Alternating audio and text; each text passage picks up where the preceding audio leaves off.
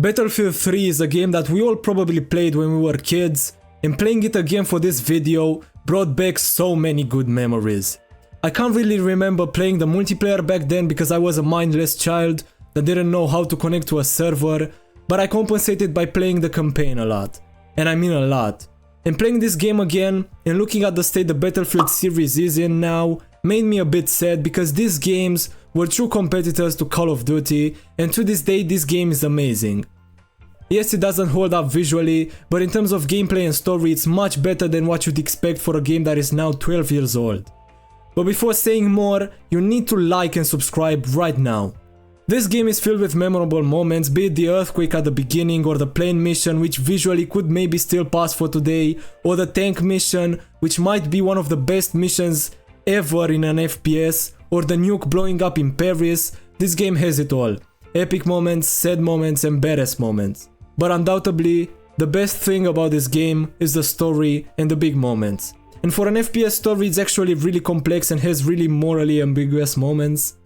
Like following Sergeant Blackburn in his quest to stop New York from blowing up is really interesting, and the way the story is told, like being told of certain moments before we actually get to play them, is really smart because the game wants us to think that our character is a bad guy, but we find out that's not exactly the case. And the big decision that he took, which is to kill his own commander, was made because he needed to do this in order to try and stop some nukes from blowing up in big cities.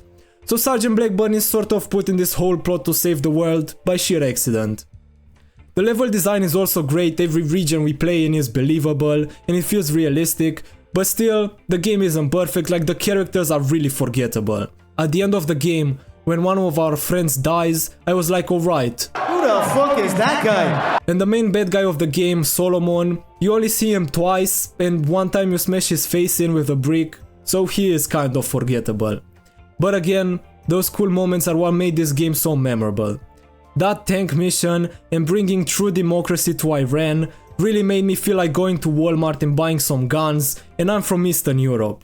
But Battlefield 3 is still amazing after all these years, and if you didn't play it, I don't know how that would be possible though, do it. It's a pretty short game and you will have a great time. You won't have your mind blown like 12 years ago, but still, play it. If you liked the video, like and subscribe, and I will see you soon with another one. Goodbye.